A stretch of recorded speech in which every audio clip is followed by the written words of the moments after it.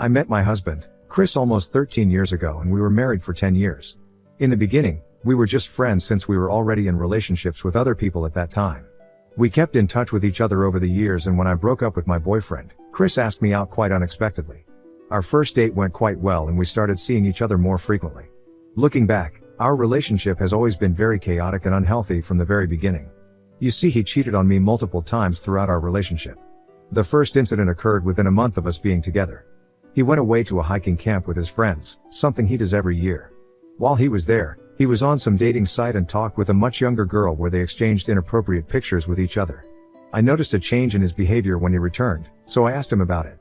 He was evasive, so I decided to investigate. This is how I found out that he was chatting with this girl online and saw their messages.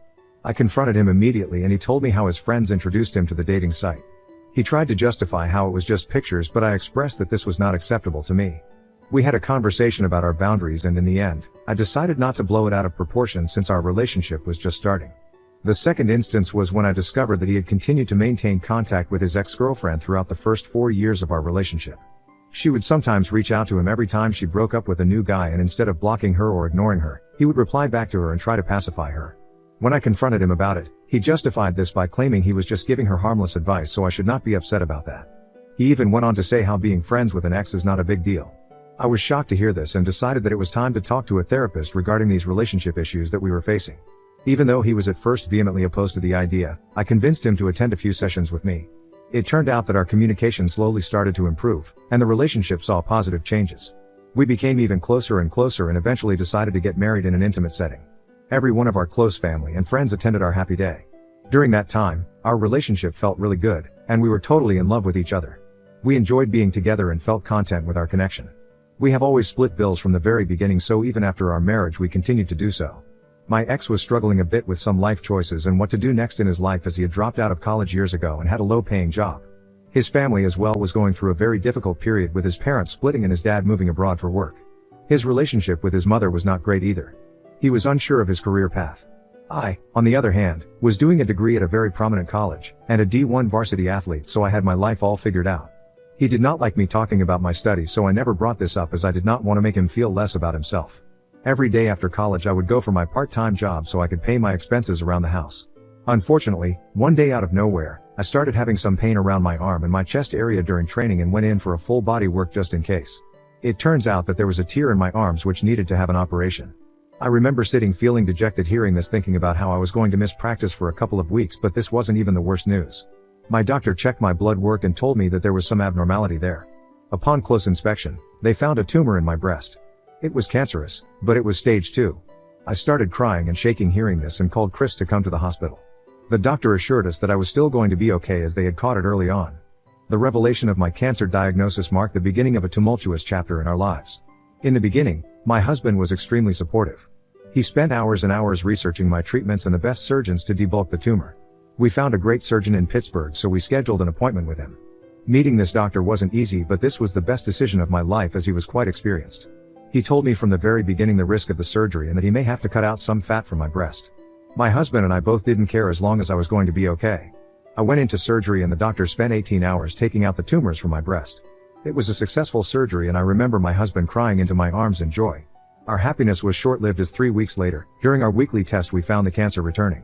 I collapsed in shock as I thought that we had got it in control. My husband was proactive and spent countless hours with the doctor talking to him and coming up with a game plan for my recovery. The treatment journey was arduous, filled with the harsh realities of chemotherapy, surgery, and the emotional toll of facing mortality. The toxic substances coursing through my veins were difficult to live with. During treatments, my husband and I found solace in the simplicity of companionship. Through the nausea, the hair loss, and the moments of despair, he stood by my side, offering solace and unwavering support. Our bond deepened as we navigated the uncharted waters of sickness together. The surgery to remove the tumor again was a pivotal moment. I was clearly informed by the doctor that this time they would have to remove my entire breast. I told my doctor that I had been thinking about it and that I wanted to remove both of my breasts. My husband and the doctor were shocked to hear this. My husband started to convince me that the tumor was only in my left breast, so I didn't have to remove my right, but I knew that I never wanted to go through this ever again in case the cancer spread to my right breast. As long as I had breasts, I knew that I would have to live with the fear that I might get this cancer back someday, and this terrified me. Obviously, I was angry and upset about it, but I knew that this was what I wanted. My husband was beyond upset, but this was not his decision to make. He tried to convince me several times before the surgery, but I stuck by my words. On the day I went in for the surgery, my husband started to cry and beg me, saying that I didn't have to do this, but I told him that I needed to put myself first, so I was okay with my decision. Thankfully, the surgery went well. The prognosis, fortunately, was also optimistic, and as I emerged on the other side of treatment, I carried not only the scars of surgery but also a renewed sense of self and an appreciation for the fragility of life. My parents, who had been dreading that there would be more bad news, finally had a chance to rejoice. I was officially cancer-free. Throughout this time, the only thing that had changed was my husband. He wouldn't look me in the eyes and could only speak in short words. I couldn't figure out what was wrong. It was like he had changed during the whole process, and it left me feeling confused and hurt. He started picking fights with me for no apparent reason. It was like he had this wall up, and no matter what I did, he wouldn't let me in. We used to be so close, especially during my treatment, but now it felt like he was pushing me away.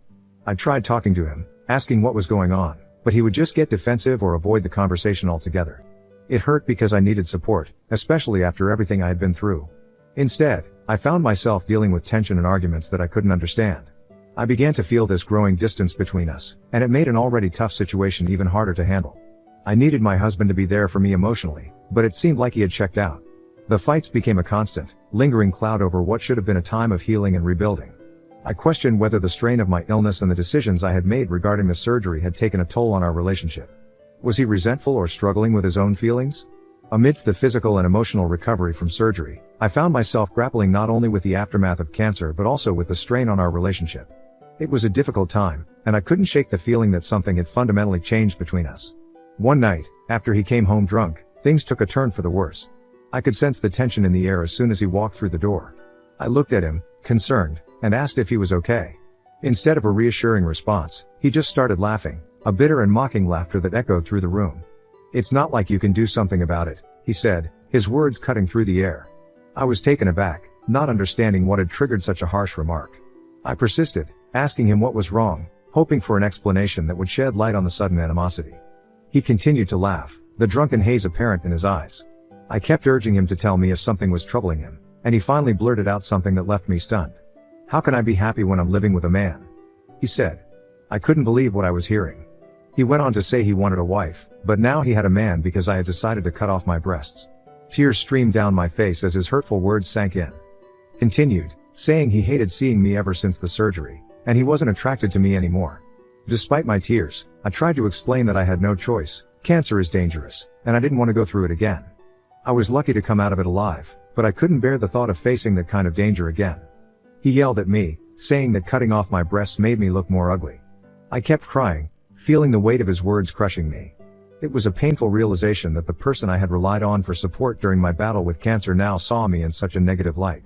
The scars on my body were not just physical, they were a reflection of the emotional wounds inflicted by someone I had thought would stand by me, no matter what. That night was worse than the night I had found out that I had cancer.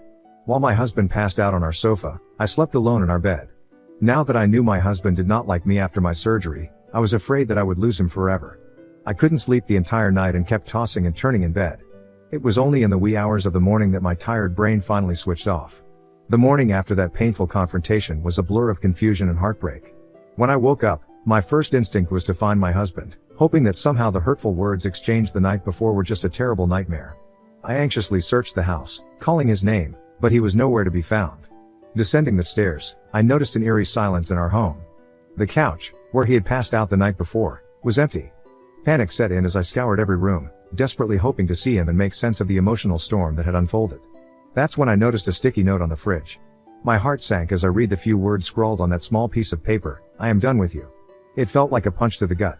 I tried to call him, over and over, but there was no answer. His belongings were gone, his car was missing from the driveway, and it was as if he had vanished into thin air. In a state of shock, I reached out to his parents, hoping they could shed light on his abrupt disappearance. To my surprise, they were just as bewildered and shocked as I was. They had no idea where he was or what had transpired between us.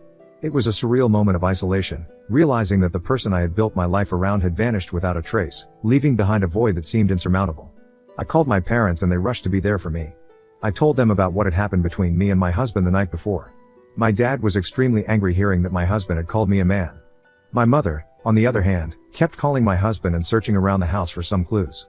Fortunately, his parents arrived at the house as well. They had heard the panic in my voice and thought it best to check up on me. We were all really concerned. I could hardly function and my mind kept going to the worst scenario.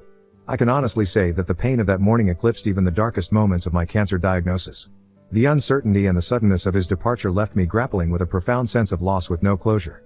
We went to the station and filed a police complaint, but because he was an adult who had packed all his clothes and taken his car, it was pretty much clear that he had simply left me.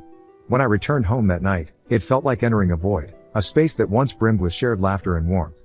Now, it echoed with the haunting silence of abandonment. Days turned into nights, and I found myself crying for hours on end, hoping against hope that he would walk back through the door, ready to apologize or explain. The house, once filled with the hum of our shared life, now felt desolate. I clung to the belief that maybe this was just a terrible misunderstanding, and he would return to make things right. I called his number incessantly, my heart sinking with each unanswered call. It was as if he had vanished from my life, leaving behind an aching void that no amount of tears could fill. My parents, sensing the depth of my despair, decided to stay with me for a couple of days, but it was really difficult for my dad to go to his workplace as my house was pretty far from his site. Hence I tried to stay strong in front of my parents so they wouldn't have to worry about me anymore, and they eventually went back to their place. I was once again all alone and wandered around the house too sad to do anything else. The days that followed were marked by a mixture of confusion, grief, and a profound longing for answers that seemed to elude me. I couldn't believe that my husband of 10 years had vanished from my life without any explanation. Eventually, I decided that I had enough. As much as I was grieving, I wanted to get back into training and started doing online college classes so I could graduate. There was a lot of therapy, crying, and mental breakdowns, but I knew that I had to keep going forward. I was asked out by a couple of men and tried to go on a few dates, but I just couldn't get my husband out of my mind. Since then I have graduated with 2 degrees, and have secured a great job. I have healed a lot through therapy and worked hard on myself to become better and stronger. I met Paul while we were working. He was a client of mine and I was never looking to date him. But throughout the time we worked together, I could see that we both were attracted to each other. After our contact was done and he was no longer a client, Paul surprised me by asking me out. I was flattered and eventually tried to decline his invitation, saying that I wasn't looking to date anyone, but he insisted on us going out for a coffee at least. That one meeting with Paul turned out to be a turning point in my life. Over coffee, we talked about our pasts, our dreams, and the challenges we had faced. It was refreshing to be around someone who listened without judgment, and I felt a connection that I hadn't experienced in a long time. Slowly, Paul became a source of strength and support, helping me move beyond the pain of my past. We shared laughter, dreams, and hardships. As our friendship blossomed into something more, I realized that there could potentially be a future with him. Paul's kindness, understanding, and genuine care helped me rebuild my trust and love. With his encouragement, I continued therapy, addressing the lingering scars and insecurities. It wasn't an easy journey, but his unwavering support made it less daunting. I realized that I was slowly but surely falling in love with him. When I first came to this conclusion, I remember feeling so guilty about it that I called up my mother and started to cry to her. My mother comforted me, assuring me that seeking happiness was not wrong, especially considering my husband had been absent for so many years without any contact. Taking my mother's advice to heart, I decided it was time to face the reality of my marriage. I reached out to my husband's family, who had always supported me and kept in touch with me. We had a tearful conversation where I explained my decision to divorce my missing husband. They understood that this step was necessary for my own well-being, as they had witnessed the painful journey I had endured. I met with a lawyer to navigate the legal process of divorcing someone who had been absent for so long. The lawyer explained the concept of a default divorce, a way to end a marriage when one party has essentially disappeared for years. It was a step toward closure, a necessary formality to officially and legally move on from this marriage. It took a bit of time, but eventually, I was legally divorced from my husband. It was done and dusted, and I was confused about how I felt. On the one hand, I was legally single after so long, but on the other hand, I still felt guilty for divorcing my husband. Nevertheless, I decided to focus on my career and my relationship with Paul, who had been sweet and supportive to me throughout all this.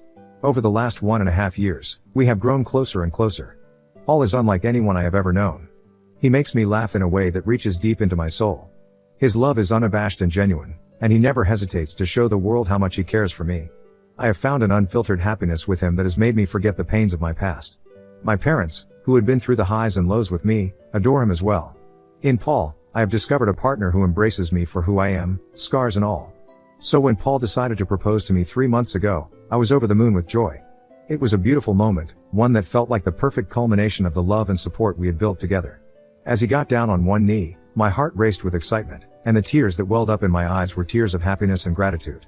When I said yes, it felt like a declaration of not just love, but also of triumph over the challenges I had faced in the past. I couldn't wait to spend the rest of my life with Paul, the man who had brought light into my life. With the engagement ring sparkling on my finger, I couldn't contain my excitement. I immediately called my parents to share the wonderful news. Their joy mirrored mine, and we celebrated the upcoming union with laughter and tears of happiness.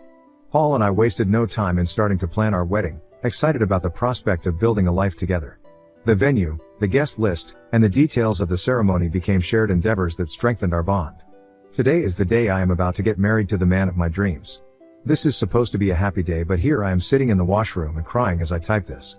You see, the morning started pretty much normal. I spent the night at my parents' place as the bride and groom were not supposed to see each other before the wedding. Me, my mom and the rest of the bridesmaid squad got ready at the house and drove to the venue. While I was busy with photo shoots with my bridesmaid, I watched my ex-husband's mom enter the venue. She looked around and spotted me. I gave her a polite smile and she waved back. She then walked towards my mother and started whispering something to her. I watched both of them head to a corner furiously whispering to each other. 10 minutes later, my mother approaches me in the middle of the photo shoot and tells me that she has something to tell me urgently. I looked at her and I knew something was wrong. I excused myself in front of everyone with the pretense that I needed to go to my room and get a touch-up. My mother's face wore a solemn expression as she locked the door behind us. Immediately sensing something was amiss, I asked her if something had happened to Paul, my heart pounding with fear. She shook her head, and with a grave expression, she motioned for me to sit down. Taking a deep breath, I settled into a chair, my eyes fixed on my mother. I felt a knot of anxiety forming in my stomach as she began to speak. She told me that very morning, my ex-mill had received a call from my ex-husband, Chris. My eyes widened in shock as I struggled to comprehend the words she had uttered. My mother continued saying that apparently, Chris was alive and well.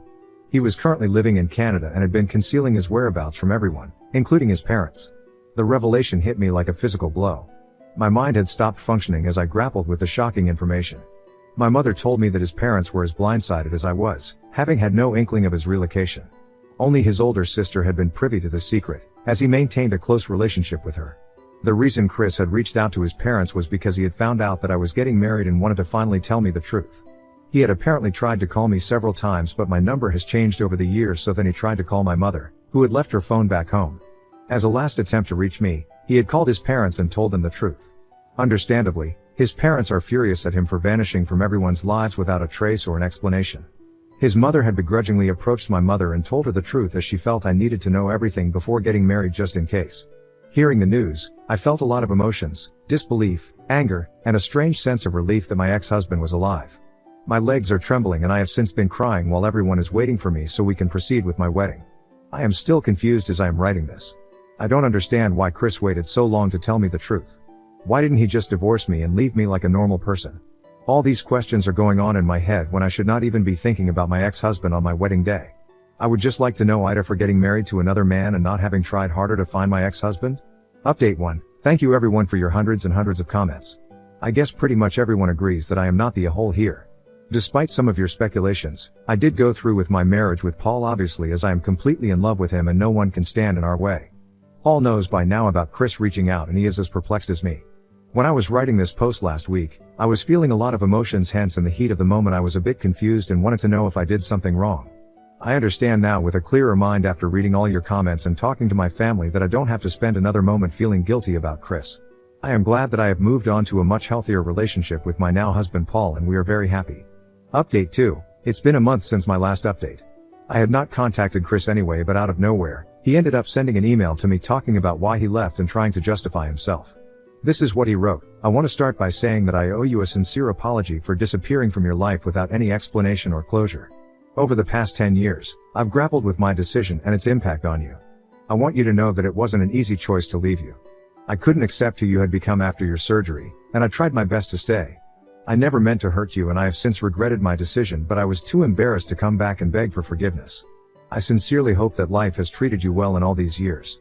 You deserve nothing but happiness, and I hope that you found it, especially in your second marriage. I understand if you harbor resentment or anger towards me. I would love the opportunity to talk further, to provide the closure you rightfully deserve. Please feel free to respond when you're ready. I'm here and willing to listen. Wishing you peace and happiness, Chris. When I received Chris's email, a mix of emotions washed over me. I felt a sense of disbelief and anger at his audacity to reach out after so many years. Uncertain about how to process this unexpected communication, I decided to share it with Paul. We read the email together again, acknowledging that it was extremely odd for Chris to write this email to me even though I have chosen to not engage with him. We both agreed that engaging with Chris would not serve any positive purpose in my life, so I did not reply back and simply blocked his email address. I have also talked to my parents about it and they understand my stance. With this decision, I have found a renewed sense of closure from my past. Update 3, it's been 5 months since my last update, and life has been on a positive trajectory. Since blocking Chris, there's been no attempt at contact, allowing me to focus on the wonderful developments in my life. Recently, I discovered that I'm pregnant, and I couldn't be happier to share this joyful news. I can't wait to be a mother and meet my baby soon. The anticipation of this moment has been a long time coming, and Paul shares in the excitement. I wanted to share this happy update with everyone in case any of you are still looking for an update. The unexpected joy found in Paul's company has shown me that life has a way of surprising us with new beginnings, even when we least expect it, and everyone deserves to find this kind of happiness one day.